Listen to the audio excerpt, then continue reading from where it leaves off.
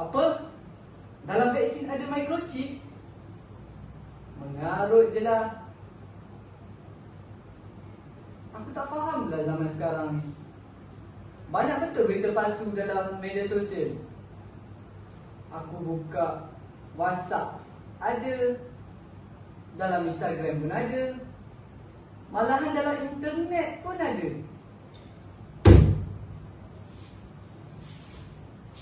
Lelaki tu macam ku kenal. Bukankah itu Afiq? Assalamualaikum Afiq. Waalaikumsalam. Lama tidak bertemu. Kamu apa khabar? Aku baik-baik saja. Kenapa aku lihat kamu marah semacam tak tutup pasal ni? Aku bukan apa, Alif. Tadi sewaktu aku melayari internet, aku ternampak artikel ni yang mengatakan vaksin, dalam vaksin tu ada microchip. Oh, faham. Alah Afiq, itu mesti maklumat palsu tu. Maklumat palsu ni ada setengah individu dia sebarkan sebab dia nakkan perhatian. Sebab apa? Sebab dia tak suka berita fakta tentang suatu perkara. Kadang sebab dia dengki, dan kadang malah sebab dia nakkan benda yang apa dia cakap tu semua orang percaya. Padahal tak ada fakta pun yang mengatakan benda tu betul. Tapi Afiq, kau biarkan je lah benda tu. Benda tu bukan kacau hidup kau pun. Abaikan saja. Tak boleh begini, Alif. Kau tahu tak, apabila berlakunya berita palsu ni, penyebaran berita palsu ni, dia akan menimbulkan kegusaran dan kemudian dalam masyarakat. Contoh apabila satu berita palsu tu disebarkan, contoh adanya iklan dalam media sosial seperti Instagram yang mengatakan pengakhiran dunia akan berlaku pada seketika nanti. Apa yang kita dapat tengok kat sini, apabila orang ramai melihat iklan tersebut, mereka akan merasakan dunia ini akan berakhir. Jadi dia akan menimbulkan rasa was-was dalam diri masyarakat yang mengatakan perkara iklan tersebut betul-betul akan berlaku. Malahan itu hanyalah berita palsu. Jadi apabila perkara tersebut berlaku, masyarakat akan mudah berpecah belah disebabkan oleh iklan tersebut. Dia akan menimbulkan rasa ketidakharmonian dalam diri seseorang. Malah dalam negara pun akan menyebabkan ketidakamanan. Selain itu, apabila bagi contoh lain pula, seperti yang saya katakan tadi, yang dalam vaksin ada microchip, tidak mungkin, kerana vaksin merupakan ubat yang diperlukan oleh badan kita bagi menangani masalah COVID-19 pada masa sekarang ni, kan. Apabila timbulnya penularan berita palsu ini yang dikatakan ada microchip, ini menyebabkan masyarakat akan berasa ragu-ragu untuk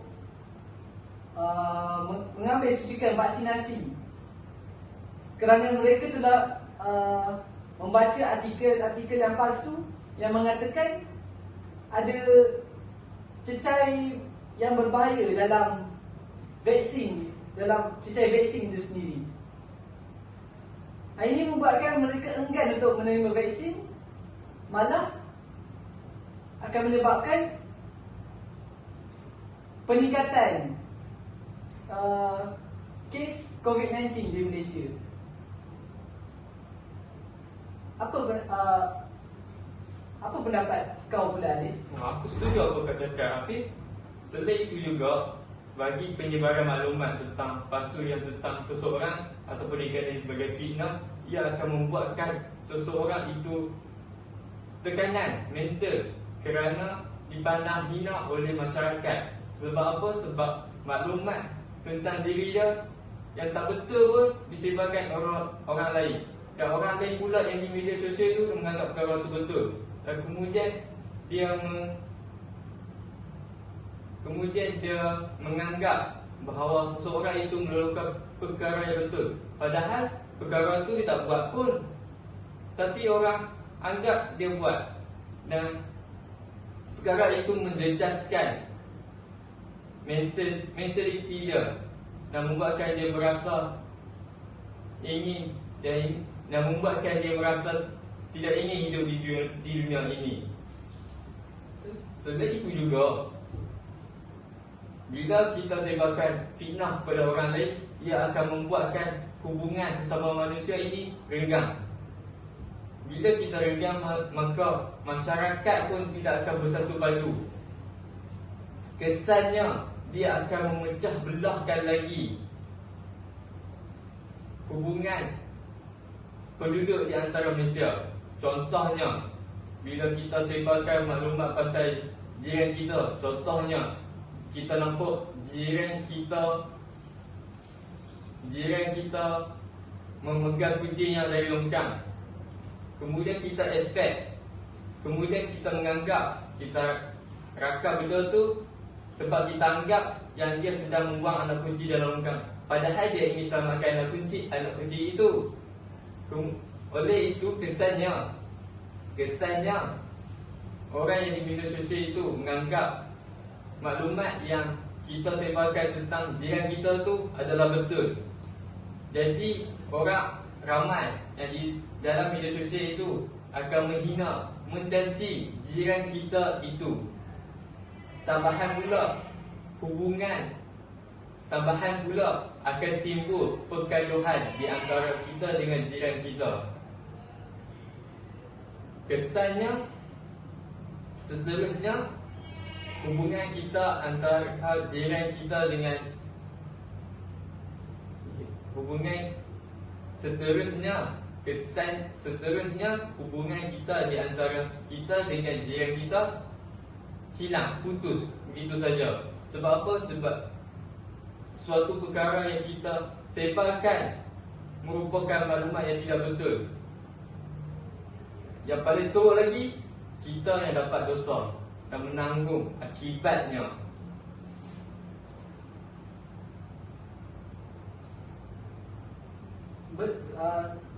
Aku sokong dengan pendapat kamu itu, Alif. Tapi kan, bagaimana cara untuk kita menangani penyebaran berita palsu ni, Alif? Kita boleh memastikan setiap perkara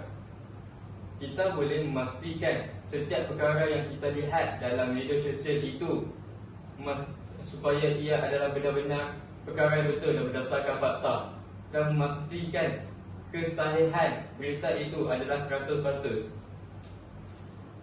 Oleh itu tidak akan timbul suatu maklumat yang tidak betul. Sebab apa? Sebab kita dah periksa terlebih dahulu sebelum disebarkan kepada orang ramai. Dan untuk pengetahuan, negara Malaysia telah menyediakan laman web untuk memastikan kebenaran sesuatu maklumat itu di portal sebenarnya.my. Dan kita boleh nak melayari internet itu jika kita rasa maklumat tu, nak pasti maklumat tu betul ke tak betul. Okey, itu. Dan selain itu, jika kita ada buat kesilapan seperti yang saya katakan tadi kan, macam contoh kita dah tersebar maklumat palsu pasal jiran dan kita dah sedar akan kesilapan kita hendaklah memadam maklumat itu di media sosial supaya maklumat itu tidak terus tersebar lagi. Kerana maklumat palsu ini umpama virus, dia merebak dengan begitu pantas dan cepat. Contohnya perumpamaannya seperti virus COVID-19 yang bermula daripada Wuhan, seterusnya merebak hingga ke seluruh pelosok dunia. Di samping itu juga, kita hendaklah meminta maaf atas kesilapan diri kita dan mengakui bahawa kita benar-benar bersalah. Apa lagi yang kau rasakan? Langkah yang boleh kita ambil? Pada pendapat saya, pada pendapat aku, kerajaan perlu menguatkuasakan undang-undang yang berkaitan dengan penularan berita palsu ni. Sebagai contoh, kerajaan perlu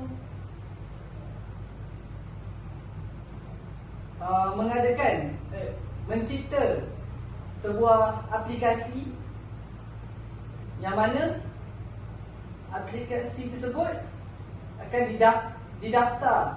Semua rakyat Malaysia perlu mendaftar dalam aplikasi tersebut dan memasukkan segala butiran-butiran seperti email Google, email WhatsApp, ID WhatsApp dan seluruh media sosial, seluruh email dan password media sosial ke dalam itu. Oleh itu, hal ini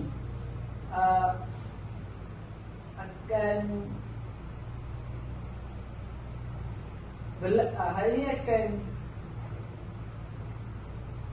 disebabkan oleh dengan apabila kita melakukan perkara sebegini, kerajaan dapat mencari pesalah-pesalah yang menyebarkan berita palsu tersebut dengan lebih mudah. Dan kerajaan juga perlu mengenakan denda yang tinggi, seperti mengenakan denda wang tunai.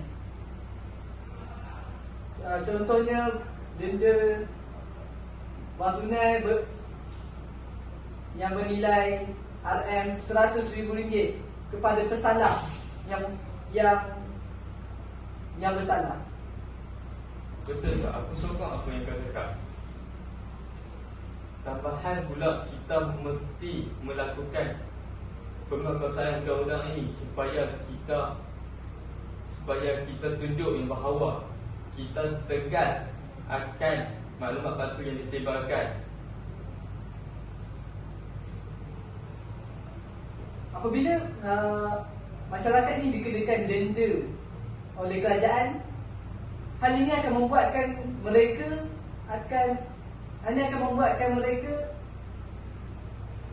mengambil iktibar atas apa yang telah mereka lakukan, dan dia boleh dijadikan sebagai pengajaran kepada mereka. Oleh itu, mereka akan menggunakan media sosial dengan sebaik mungkin dan cuba untuk mengelakkan daripada menyebarkan berita palsu kepada orang lain. Saya ingin menambah juga tentang berita palsu ini. Terdapat juga dalam media sosial, kadang kita terbaca, saya juga terbaca semalam, yang ada sebaran maklumat palsu tentang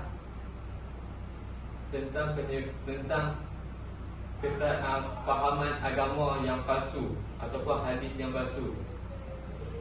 Contohnya, seperti yang saya terbaca maklumat semalam, ada mengatakan bahawa hadis, jika seseorang itu Islam, dia boleh mengahwini agama lain tetapi dia tidak murtad. Itu adalah maklumat yang saya rasa sangat bengang. Kerana apa? Kerana dalam Al-Quran sudah pun diterangkan bahawa yang Islam hanya boleh mengahwini Islam. Dan jika dia ingin mengahwini seseorang yang bukan agama Islam, seseorang bukan agama Islam yang haruslah memasuki agama Islam terlebih dahulu. Kemudian barulah hubungan mereka itu diredai Allah SWT. Jika tidak, Islam itu dikira murtad. di sini kita lihat bahawa yang ramai sewaktu saya baca tu, ramai orang kata orang menganggap bahawa perkara itu betul, padahal perkara itu tidak betul. Maksudnya di sini ramai orang mudah terpengaruh dengan perkara-perkara yang palsu. Kesannya mereka akan menganggap perkara itu betul, kemudian ia akan menjadi satu wabak kepada masyarakat yang menjadikan melakukan perkara yang salah, yang mereka menganggap betul. Sebab apa? Sebab ada seseorang yang menghantar berita palsu tanpa ada sebarang bukti yang kukuh dan jelas. Sebab apa? Sebab ingin masyarakat Islam ini runtuh begitu saja. Saya bersetuju dengan pendapat awak, Alif, yang mana apabila berita palsu ni berlakunya penyebaran berita palsu seperti yang melibatkan hal-hal agama, ini akan menyebabkan rakyat umat Islam akan berasa ragu-ragu tentang sesuatu hukum. Oleh sebab itu, masyarakat akan mudah berpecah belah di antara satu sama lain disebabkan oleh perselisihan faham di antara mereka tentang sesuatu hukum, yang mana adakah satu hukum tu benar atau palsu. Ini akan menyebabkan mereka berpecah belah dan bergaduh disebabkan oleh perkara sekecil-kecil perkara ini. Oleh itu, kehidupan masyarakat Islam akan goyah disebabkan oleh perkara yang disebabkan oleh perkara ini. Seterusnya, umat Islam juga, sebenarnya setiap individu perlulah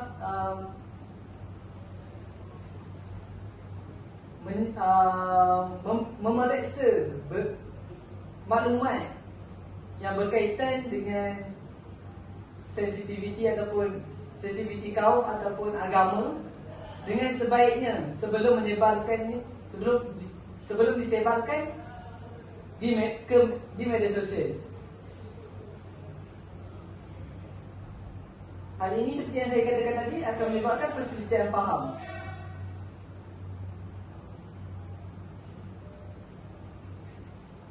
Kesimpulannya, maklumat palsu ni ataupun sebab oleh penyebaran berita palsu ini, kesimpulannya, berita palsu merupakan sebuah penyakit ataupun virus yang mudah menjangkiti dan sangat berbahaya kepada setiap individu dalam masyarakat. Hal ini dikatakan demikian kerana maklumat palsu yang kita sebarkan di media sosial, media massa dan di seluruh laman-laman sesawang akan menyebabkan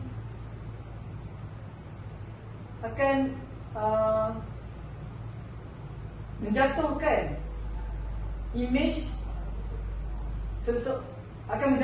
seseorang individu, malah ia mampu menghuru-harakan seluruh negara dan akan mempecah belahkan satu kelompok masyarakat. Oleh itu, kita sebagai rakyat Malaysia yang berwibawa, berintegriti dan berdisiplin, kita seharusnya bertanggungjawab tentang berkaitan apa yang kita lakukan dalam mengendalikan media sosial. Oleh itu,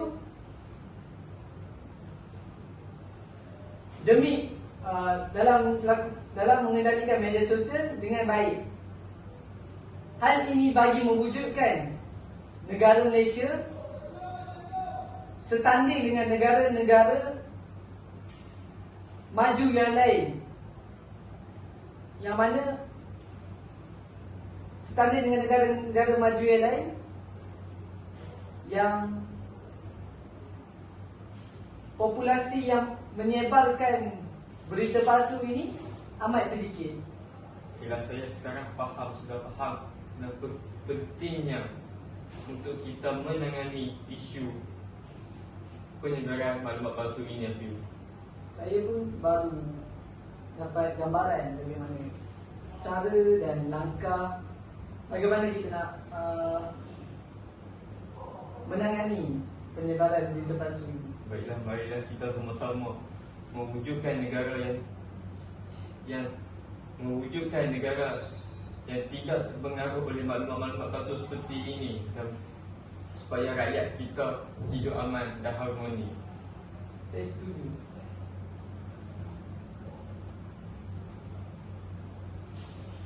Hello. Assalamualaikum.